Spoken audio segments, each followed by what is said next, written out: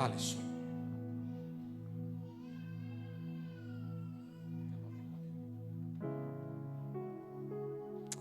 Aleluia. Meus irmãos, paz do Senhor Jesus. Paz do Senhor, igreja. Quem está com frio, diga amém. Aleluia. Que frio é esse, gente? Você que pode, abra a tua Bíblia no livro de 2 Samuel.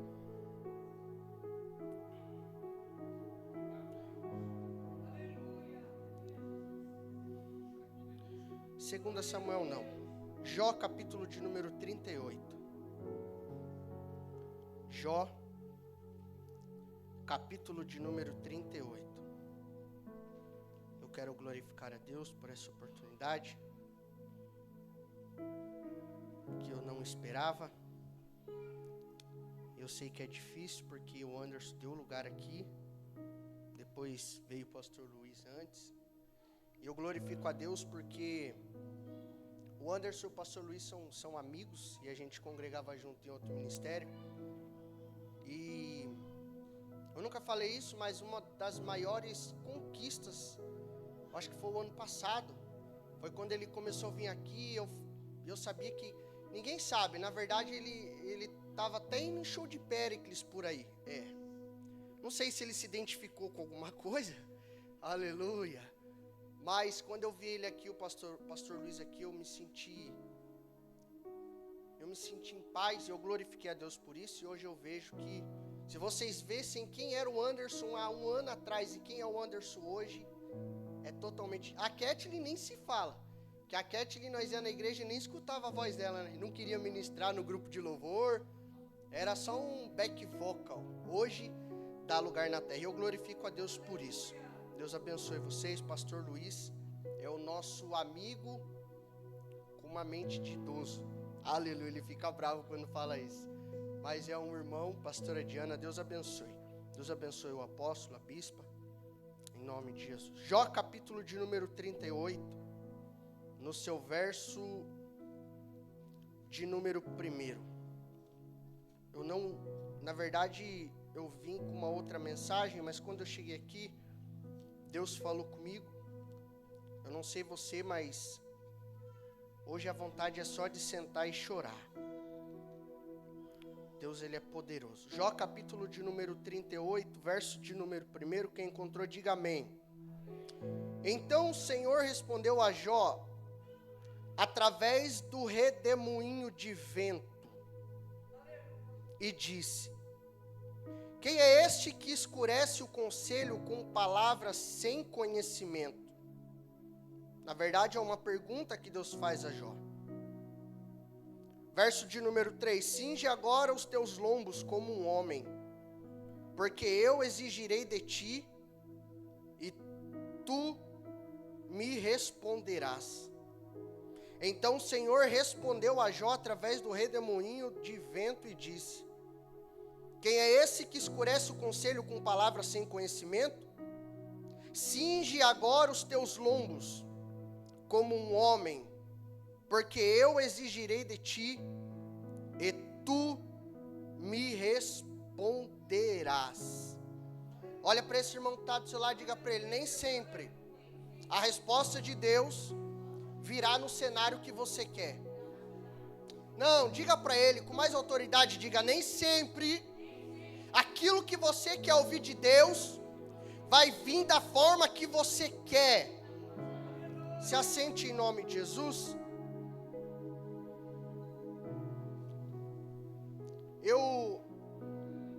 Nessas últimas 2 ou 3 semanas, ou 4 semanas, a gente tem passado pela pior fase, em todos os sentidos. Eu estava em casa e eu orando a Deus, e eu falei: Deus, eu não pedi para estar em Sorocaba. Eu não pedi para vir para cá, e um dia a gente vai contar a nossa história, porque tem gente que acha que a gente cai de paraquedas em alguns lugares. E eu me lembro que eu estava em um culto, numa igrejinha pequena, e nós fomos cumprir uma agenda, e a irmã tinha um cabelão até o calcanhar, pastora Gislaine, profeta, usada. Aquela pessoa que você vai no culto e você fala: Deus, não deixa ela vir para o meu lado não. E ela olhou para mim e para a Tainá e ela disse assim: eu vejo mudança. Vocês vão para uma cidade e nessa cidade vocês vão para uma igreja. E dessa igreja eu levo vocês para uma outra igreja. E nessa outra igreja é onde eu preparo vocês e eu levanto vocês. Só que a gente acha que o processo vai ser fácil. Eu estava em casa lembrando de tudo isso e eu falei: Senhor, eu não pedi para estar aqui. Eu não pedi para passar por tudo isso. E aí eu abro a Bíblia, eu não sei você, mas eu sou daquela época que antigamente eu abria a Bíblia e falava: Deus, eu preciso de uma palavra. E caiu exatamente nesse versículo. Cinge os teus lombos. E eu meditando nesse texto, você vai ver que Jó, ele passa por muitas dores. Quem já viu o apóstolo pregando sobre Jó aqui, e eu já vou dar um recado aqui, porque alguém falou para mim essa semana: vocês pregam muito o que os seus líderes pregam, é porque a gente aprende com ele. Quem fala é porque não tem nada para ensinar.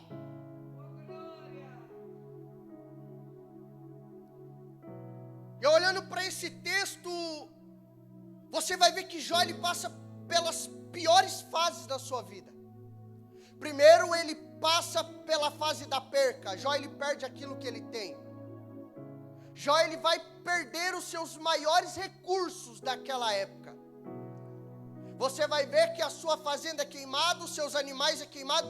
Tudo aquilo que Jó tinha foi arrancado. E de praxe ainda pega uma doença. E a única coisa que resta para Jó é um pequeno caco de telha para ele coçar as suas feridas.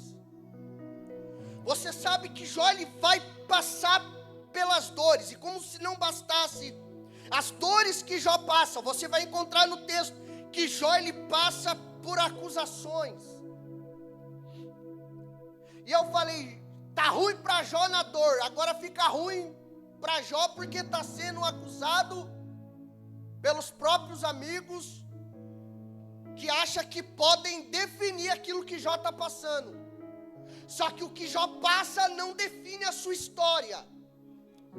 As percas que Jó tem não define o seu chamado. Não. O chamado de Jó não estava naquilo que ele tinha, mas o que Deus estava querendo mostrar é para o diabo entender que o segredo não é o que eu tenho, é aquilo que eu sou diante das provações.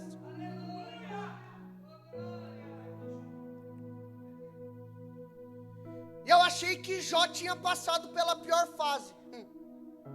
Mas aí eu entendi que a pior fase vem agora. Que fase é essa? A fase do silêncio de Deus.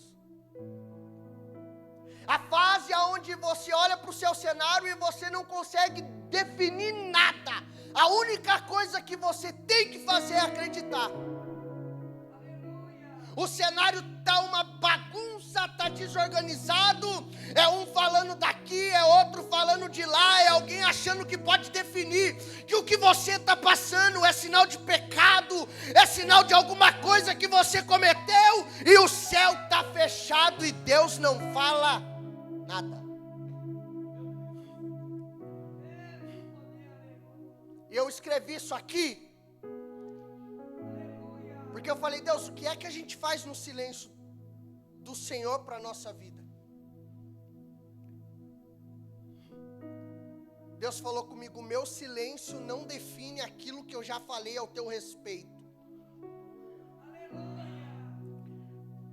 O silêncio de Deus não significa o abandono de Deus. Não é porque Deus não falou o que você quer ouvir. Não é porque Deus não abriu a porta que você quer passar. Não é porque Deus não fez do jeito que você quer que isso significa abandono. Você pode não passar pela porta, você pode não ter o que você quer, mas Ele ainda continua no controle da tua história.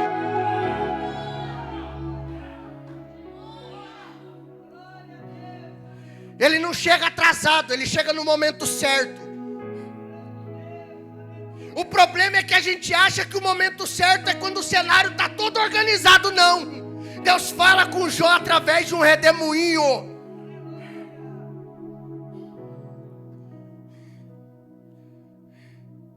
Porque nem toda tempestade é sinal de ausência de Deus. Nem toda tempestade é sinal de abandono de Deus. Eu vou falar de novo, até alguém entender. A guerra que você está passando não significa que Ele te abandonou. A luta que você está passando não significa que Ele te abandonou. A afronta que você está passando não significa que Ele não te abandonou. Ele está olhando tudo e Ele tem o momento certo de agir.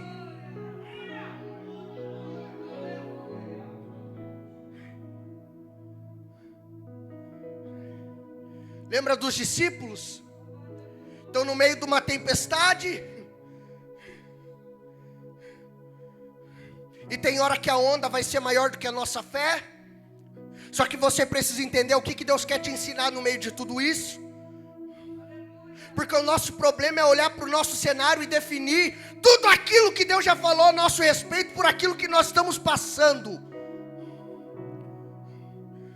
Só que Deus não precisa trabalhar do jeito que você quer que Ele trabalhe. Deus não precisa fazer do jeito que você quer que Ele faça. Os piores cenários dentro da Bíblia foram os maiores milagres que aconteceram. Uma mulher que não tem mais expectativa de vida, ela se arrisca para conseguir tocar nele. E quando ela toca, o milagre acontece. Um cego que tem uma única oportunidade. E aí ele começa a gritar. Gritar não. Clamar. Porque grito é diferente de clamor.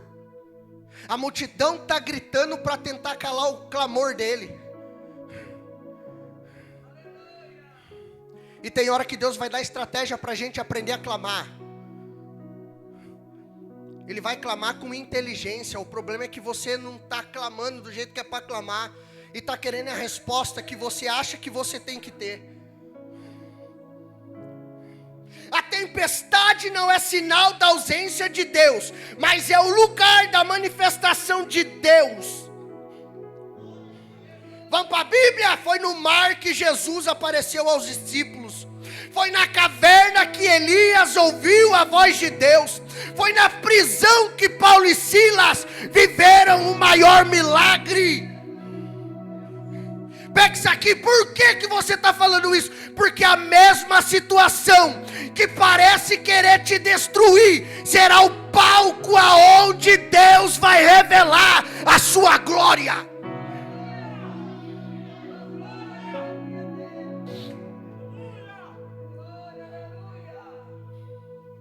Tem hora que Deus vai tirar aquilo que você chama de muleta. Tem hora que Deus vai tirar aquilo que você chama de conseguir encostar.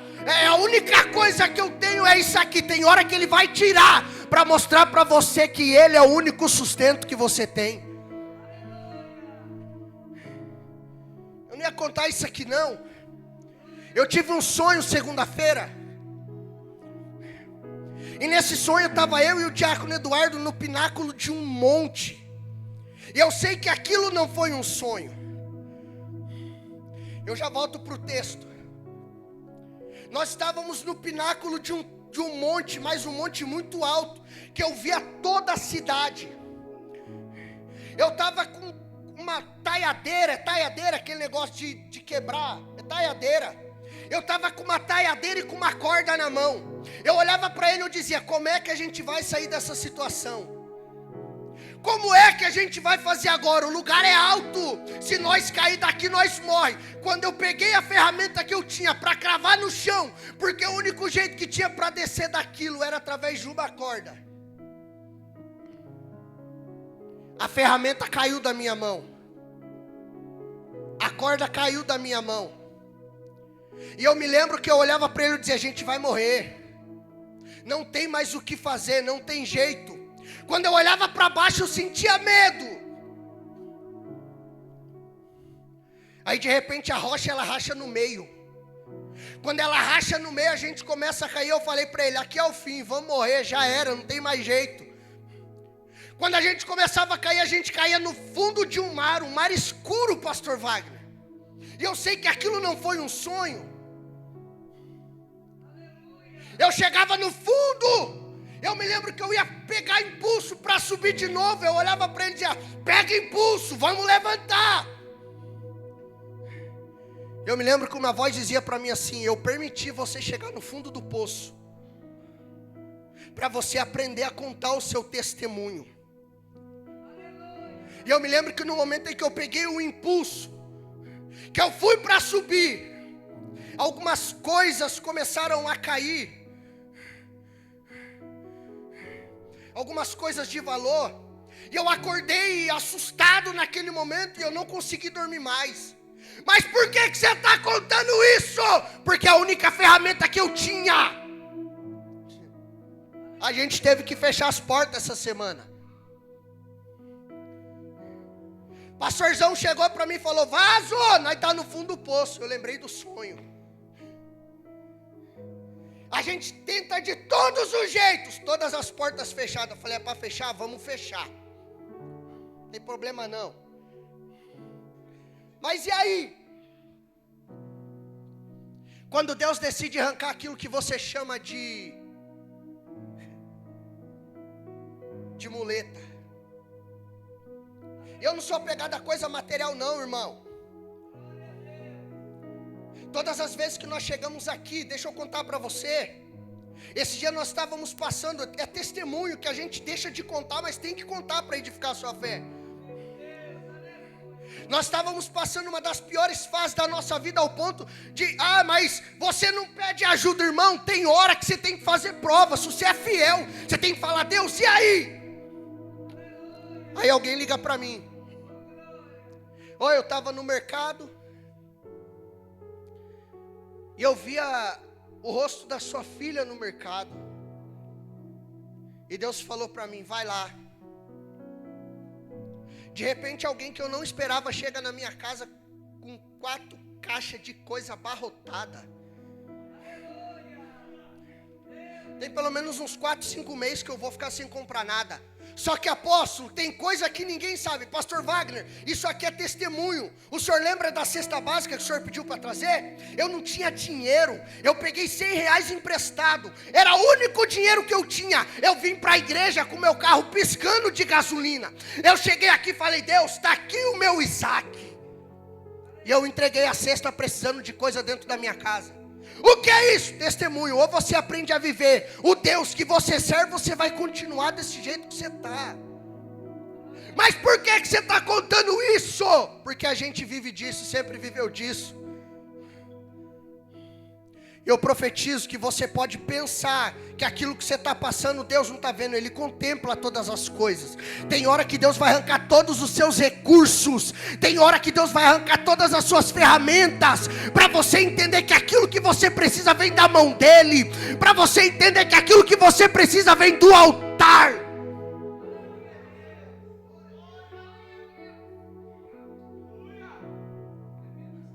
O segredo é você fazer o que você nunca fez, para você viver o que você nunca viveu. O segredo é você entregar aquilo que você nunca entregou, para você receber aquilo que você nunca recebeu. Não seja apegado nas coisas que você tem, mas seja apegado no altar que libera a palavra sobre a tua vida.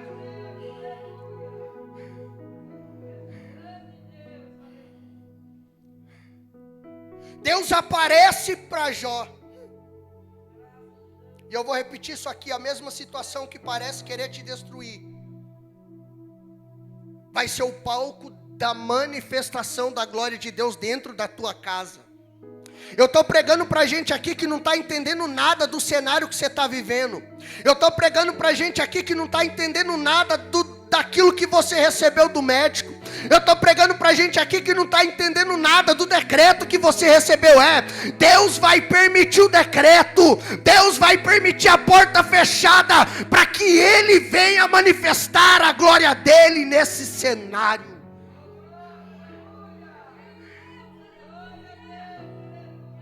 Aí Deus vai perguntar para Jó: onde é que você estava, Jó, quando eu estava afundando a terra?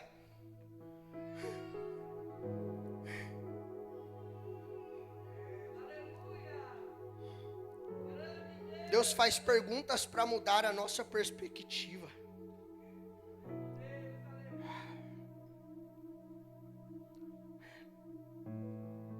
A verdade é que Deus não mostra, ou melhor dizendo, Deus não explica tudo para Jó. Mas Ele mostra para Jó quem Ele é de verdade. É que tem hora que a gente quer muita explicação. Deus está dizendo, você não está vendo que eu estou com você faz tempo? Tem hora que a gente quer muita explicação e Ele está dizendo, será que você não está entendendo que você só está de pé aqui porque eu te sustentei até agora? É que tem hora que a gente questiona demais, a gente quer saber de tudo. Deus nunca vai explicar para você o porquê que Ele fez, mas no final de tudo Ele vai mostrar para você e vai manifestar a glória dEle na falta da sua explicação.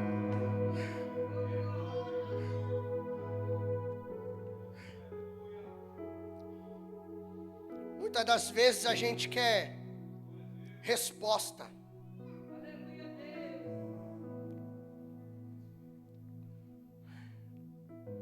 Muitas das vezes a gente quer explicação e a única coisa que Deus quer te mostrar é revelação. Tem pergunta que Deus não vai responder porque a sua presença vai ser uma resposta maior do que qualquer explicação.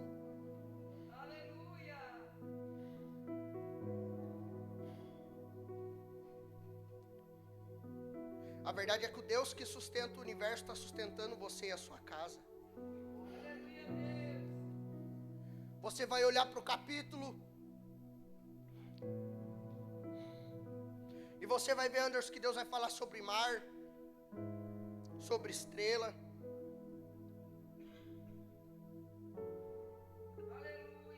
Deus ele vai falar sobre manhã, sobre os céus. E eu falei, Deus, por que o Senhor mostra para Jó e fala sobre o mar, sobre as estrelas, sobre a manhã, sobre o céu?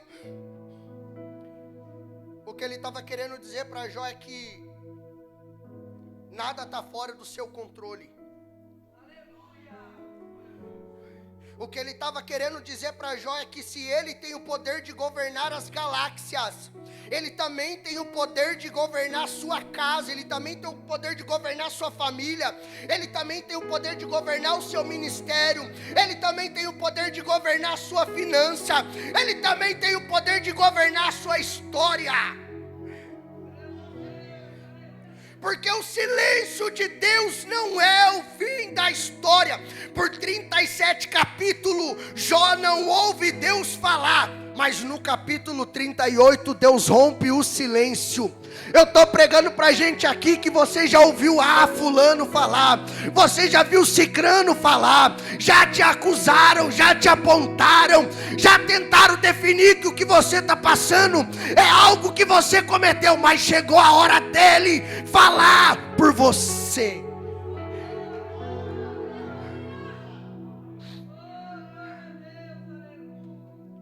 E eu encerro dizendo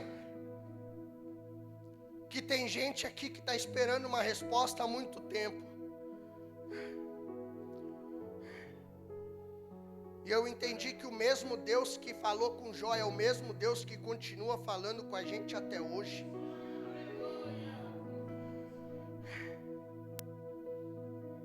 A verdade é que Jó queria a resposta, mas acabou encontrando a presença de Deus. Eu vou falar de novo isso aqui. O Jó ele queria uma resposta, Jó queria uma justificativa daquilo que ele estava passando. Jó ele queria que Deus falasse qual era o motivo daquilo que ele estava passando, mas o que ele não entendia é que eu não tenho resposta, mas eu tenho a presença. Eu não tenho explicação, mas eu tenho a presença. Eu não tenho justificativa, mas eu tenho a presença.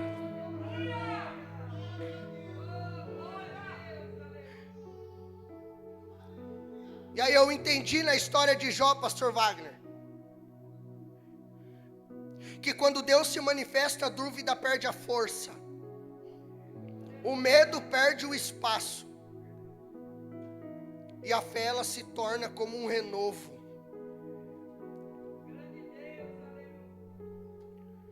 E eu encerro dizendo que a tempestade não é o lugar da sua derrota. Uma noite de fracasso não define a tua história. Uma noite de desilusão não define a tua história.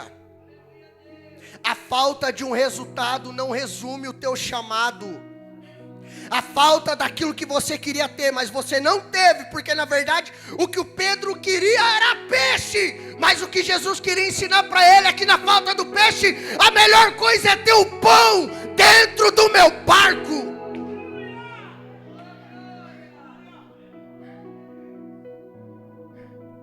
Desce do barco, Pedrão.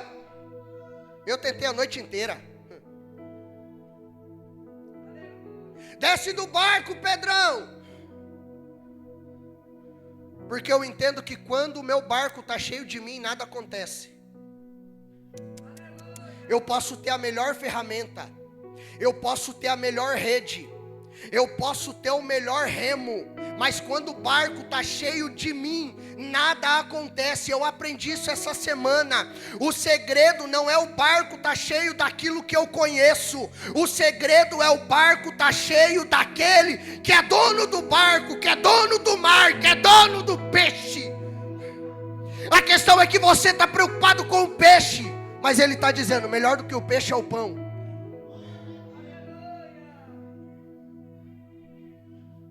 E aí que muita gente se confunde. Mas eu quero peixe. Ô irmão, o peixe dá muito trabalho. Você tem que abrir ele, limpar ele. Ele está dizendo não, o pão está pronto. Se alimenta do pão. Porque quando você se alimentar do pão, o peixe é uma consequência. Se alimenta do pão. Porque enquanto você se alimenta do pão, eu vou preparar aquilo que você precisa. Ele está dizendo, se alimenta do pão. Porque enquanto você se alimenta do pão, eu vou dar ordem para o milagre acontecer.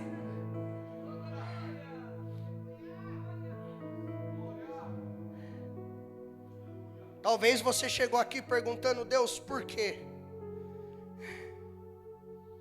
E Deus manda eu te dizer, antes de te explicar o processo, eu vou revelar para você a minha glória.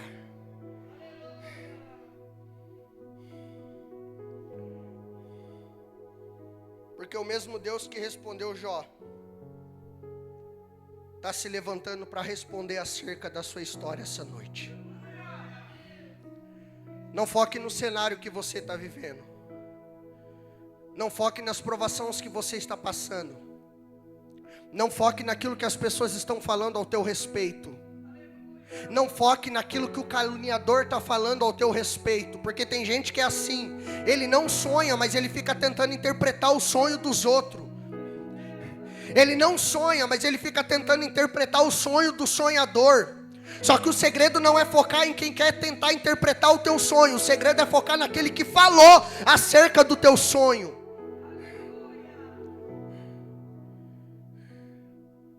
E eu profetizo que essa noite os céus irá falar ao teu respeito. Eu profetizo essa noite que independente do cenário que você está vivendo, há uma resposta de Deus chegando para dentro da tua casa hoje. Eu estou profetizando para quem trouxe glória para liberar, e mão levantada para levantar. Aleluias, essa noite o céu vai responder acerca do teu chamado, acerca do teu ministério. Independente do cenário, Ele vai falar ao teu respeito. Aplauda Jesus.